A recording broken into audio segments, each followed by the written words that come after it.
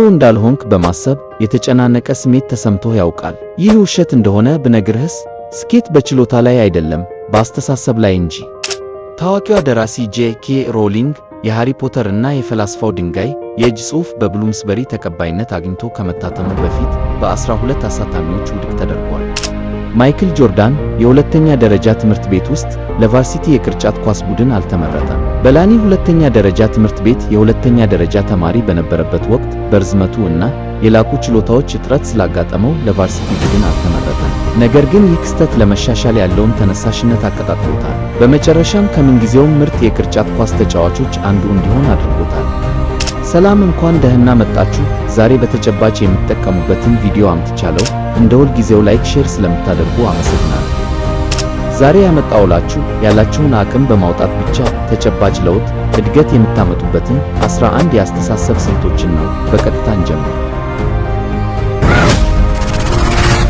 አንደኛ፣ ተግዳሮቶችን ተጋፈጡ። ለምሳሌ ከባድ ሥራዎችን ከማስወገድ ይልቅ ይህ የማደግ ዕድል ነው በማለት ፈጽሙ። ባይገርማችሁ ናሳ እንኳን የጠፈር ተመራማሪዎችን ሲመርጥ ችግሮችን የመቋቋም ችሎታንም በመመዘግ ጭምር እንጂ በአይኪው ብቻ አይደለም።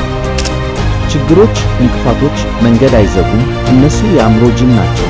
በችግር ውስጥ ገፍታችሁ በወጣችሁ ቁጥር የአእምሮ ጡንቻችሁን ትገነባላችሁ። ተግዳሮቶችን ማስወገድ ያላችሁበት እንድትቆሙ ያደርጋቸዋል። ምንጊዜም ችግርን ተላምዶ ከመቀመጥ ጨክኖ መፍታት እድገትን ያፋጥናልና በጽናት ሁለተኛ፣ ከትችት ተማሩ። አስተያየቶችን ፐርሰናሊ ከመውሰድ ይልቅ ምን ማሻሻል እችላለሁ ብላችሁ ጠይቁ። ትችት ገንቢም ሆነ አፍራሽ መረጃ እንጂ ዕጣ ፈንታ ወይም መዳረሻ አይደለም። የእድገት አስተሳሰብ ያላቸው ሰዎች አስተያየትን አይፈሩም። የተገደበ አስተሳሰብ ያለው ሰው ትችት ሲሰነዘርበት እያጠቁኝ ነው ብሎ በማሰብ ትችትን በማስወገድ ባለበት ቆሞ ይቀራል። የእድገት አስተሳሰብ ያለው ሰው ከሚገጥመው ትችት በሙሉ ምን መማር እችላለሁ በማለት የሚገኝበትን ጉድለት በማስተካከል ስኬቱን ያፋጥናል። ጥናቶች እንደሚያሳዩት ትችትን የሚቀበሉ ሰዎች የሚተቹበትን ነገር እውነት ከሆነ ማስተካከል ያለባቸውን አስተካክለው አፈጻጸማቸውን በፍጥነት ያሻሽላሉ። ጠንካራ ግንኙነቶችን ይፈጥራሉ። ስሜታዊ ጥንካሬን ያዳብራሉ።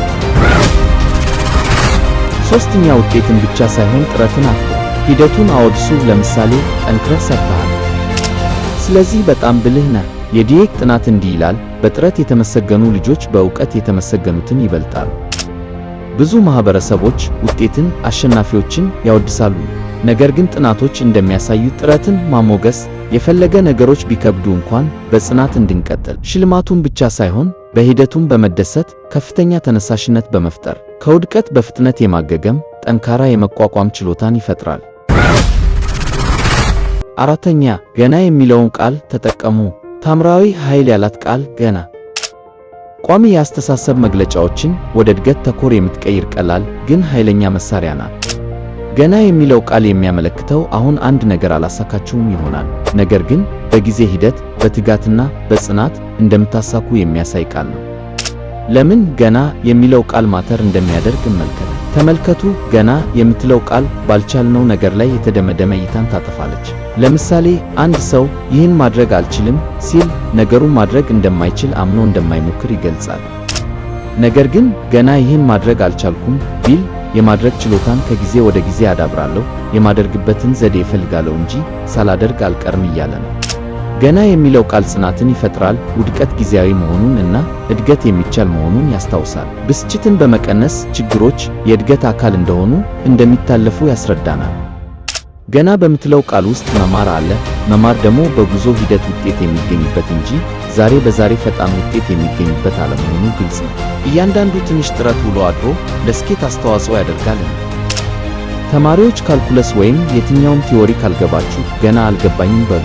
በየትኛውም ሙያ ላይ ያላችሁ ሰዎች በራስ መተማመን ከሌላችሁ ገና በራስ መተማመን የለኝም በሉ። በሱስ ከተያዛችሁ ገና ከሱስ አልተፋታውም በሉ እንጂ በጭራሽ ሱሰኛ ነኝ እንዳትሉ። ስላልተሳኩላችሁ ስለከበዳችሁ ነገሮች በውስጣችሁ ስታወሩ ገና የምትለውን ቃል ጨምሩ። ያኔ ለማሳካት መንገድ ትጀምራላችሁ። ነገሮችን ለማሳካት ጊዜ እንደሚወስድ ተገንዘቡ። አስታውሱ፣ አሁን የምታደንቀው እያንዳንዱ ከፍታ ላይ ያለ ሰው በአንድ ወቅት ጀማሪ ነበር። አምስተኛ፣ ቆይ ሰብስክራይብ ያላደረጋችሁ ቪዲዮውን አቁሙና ሰብስክራይብ አድርጉ። ሞራል ስጡኝ። አምስተኛ የተሳካላቸው ሰዎች ውድቀቶችን ማጥናት። ጠቢባን ከሰው ውድቀት ይማራሉ። ሞኝነቱን አምኖ ከሰው የማይማር ሰው በራሱም ውድቀት መማሩን እንጃ። ሐሳቡን ለማሳካት የሚያስብ ሰው ከውድቀት ራሱን በተቻለው መጠን ይጠብቃልና ስኬታማ ሰዎች የገጠማቸውን ውድቀት ማጥናት ለምን አስፈላጊ እንደሆነ፣ ውድቀታቸውን መተንተን እና እንዴት ለግል እድገታችን ቁልፍ መጠቀም እንደምንችል በዝርዝር እንመልከት። ለምን የታላላቅ ሰዎችን ውድቀት ማወቅ አስፈለገ? 5.1 የአንድ ሌሊት ስኬት አፈ ታሪክ። ብዙ የተሳካላቸው ግለሰቦች ታላቅነትን ከማግኘታቸው በፊት በተደጋጋሚ ጠልፎ የሚጥል እንቅፋት ገጥሟቸዋል። ትግላቸውን ማጥናት ተጨባጭ የሆነ መነሳሳት ሞቲቬሽን ይፈጥራል። 5.2 ከስህተቶች መማር። ስኬት ብቻውን የማያስገኘውን ችሎታ አልሳካ ያሉ ነገሮች ያስገኛሉ። ለምሳሌ ጽናትን፣ ትህትናን፣ ችግር መፍታትን ያስተምራሉ። 5.3 የእድገት አስተሳሰብ። ሌሎች እንዴት ወድቀው እንደተነሱ ማየቱ ሽንፈት እንደ መሸጋገሪያ ድልድይ እንጂ የሁሉም ነገር ማብቂያ እንዳልሆነ ያስረዳናል። 5.4 የተለመዱ ወጥመዶችን ማስወገድ። የሌሎችን ስህተት በመተንተን በራሳችሁ ጉዞ ውስጥ ተግዳሮቶችን አስቀድማችሁ ማወቅ፣ ማሰስና ማስወገድ ትችላላችሁ። እንደ ዛሬ ስኬት ላይ ከመድረሳቸው በፊት ውድቀትን ደጋግመው ከቀመሱ ሰዎች መካከል አንዱ ስቲቭ ጆብ ነው። ስቲቭ ከምስረታው ጀምሮ ከነበረበት አፕል ኩባንያ መስራች ስለሆነ እንኳ ከመባረር አልተረፈም። ነገር ግን ስቲቭ ተስፋ ከመቁረጥ ይልቅ አፕልን ከለቀቀ በኋላ ለከፍተኛ ትምህርት ከፍተኛ አቅም ያላቸውን ኮምፒውተሮች ለመገንባት በማለም ኤንኤክስቲን አቋቋመ። በተመሳሳይ ጊዜ ግንባር ቀደም የአኒሜሽን ስቱዲዮ በሆነው በፒክሰር ኢንቨስት አድርጓል። ከዚህ ሁሉ በኋላም ወደ አፕል ተመልሶ አስደናቂ የቴክኖሎጂ ለውጥን አመጣ። ስለመባረሩ ሲጠየቅ ከሥራ መባረር በእኔ ላይ ሊደርስ ከሚችለው ሁሉ የተሻለው ነገር ነበር ሲል እንዴት የገጠመው ችግር ለስኬት እንዳበረታታው ተናግሮ ነበር።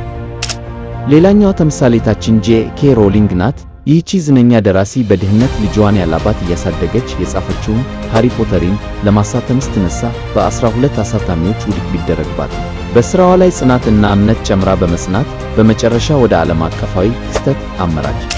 በተጨማሪ እነ ቶማስ ኤዲሰን፣ ኦፕራ ዊንፍሬ፣ ኤለን መስክን የመሳሰሉ ታላላቅ ሰዎች ወድቀው በመነሳት የራስ መተማመናቸውን በማዳበር ከውድቀታቸው ደጋግመው በመማር ለውድቀት ለችግር አልበገርም በማለት ለአሁኑ ስኬታቸው ደርሰዋል። ስድስተኛ የማወቅ ጉጉትን ጨምሩ። በእያንዳንዱ ሁኔታ ምን መማር እችላለሁ ብላችሁ ጠይቁ። ሁልጊዜ ለመማር አጥርቶ ለማወቅ እና ከመገመት ይልቅ ለመጠየቅ ድፈሩ።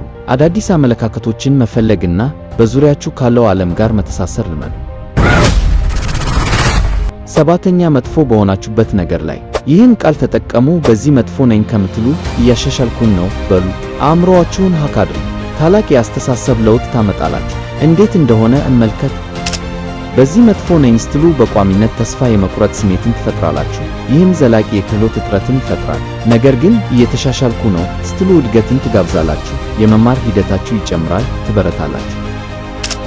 ለምሳሌ ስለ ሕዝብ ንግግር የነበራችሁ ሐሳብ በሕዝብ ንግግር መጥፎ ነኝ ቢሆንና አሁን ያላችሁ ሐሳብ የሕዝብ ንግግር ችሎታዬን በተግባር እያሻሻልኩ ነው ቢሆን የሚፈጥረው ልዩነት ግልጽ ነው። ስምንተኛ የአፈጻጸም ግቦችን ብቻ ሳይሆን የመማር ግቦችን አውጡ። ከአፈጻጸም ግቦች ወደ መማሪያ ግቦች መሸጋገር ለእድገት ማርሽ ቀያሪ ነው። ለምን እና እንዴት እንደሆነ የአፈጻጸም ግብ እና የመማሪያ ግብን ለያይተን እንመልከት። የአፈጻጸም ግብ በፈተና ላይ ኤ ያገኛለሁ ብሎ ፕላን ያደረገ ተማሪ በውጤት ላይ ያተኩራል። በውጤት ላይ ማተኮሩ ጫና በመፍጠር ሪስክ መውሰድን ሊያዳክም ይችላል። የመማሪያ ግብ ማለት ጥያቄዎችን እንዴት በጥልቀት መፍታት እንደምትችሉ የምትረዱበት መንገድ ነው። ማስተሪ ላይ ያተኩሩ። ተጨባጭ ለውጥ ስታገኙ ጫና ትቀንሳላችሁ። ምሳሌ ይመልከት። ልታዳብሩት የምትፈልጉትን ክህሎት ወደ ትናንሽ ደረጃዎች ስበሩት። ለምሳሌ ስፓኒሽ አቀላጥፈህ ለመናገር የምትፈልግ ከሆነ እንዲሞክር በዚህ ሳምንት 5 አዳዲስ የንግግር ሐረጎችን ተማር።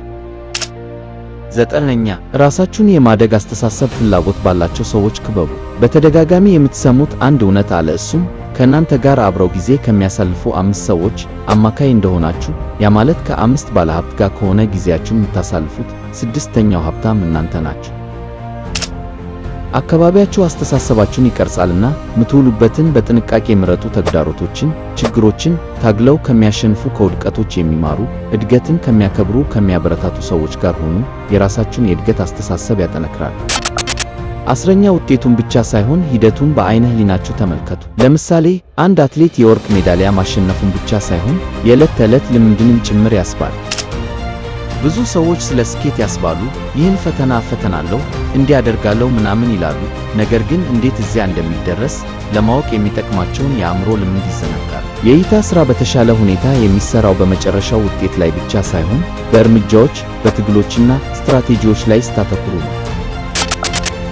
11ኛ በየሳምንቱ ለውጣችሁን ገምግሙ። ምን እንደተማራችሁ ጠይቁ። እንድትለወጡ የረዳችሁ የትኛው ፈተና እንደሆነ መንገዳችሁን መለስ ብላችሁ የማትገመግሙ ከሆነ ተመሳሳይ ስህተቶችን በመደጋገም የለውጥ መንገድ የእድገት ዱካ ታጣላችሁ። ሳምንታዊ የግምገማ ልምድ ጠቢባን ያደርጋችኋል። የትኛውን ስትራቴጂ መጀመሪያ ለመሞከር እንዳሰባችሁ ኮሜንት አድርጉልኝ። ይህ የጥበብ ቤታችሁ ተሳ የዩቲዩብ ቻናል ነው። ቤተሰብ ስለሆናችሁ አመሰግናለሁ። ሁልጊዜም ይህን አስታውሱ፣ ለመጀመር ታላቅ መሆን አይጠይቅም፣ ታላቅ ለመሆን ግን መጀመር ይጠይቃል። የታላቅነት ጉዞን ሰብስክራይብ በማድረግ አብራችሁ ጀምሩ። በቀጣይ ቪዲዮ እስክንገናኝ ቸር ሰንብቱ።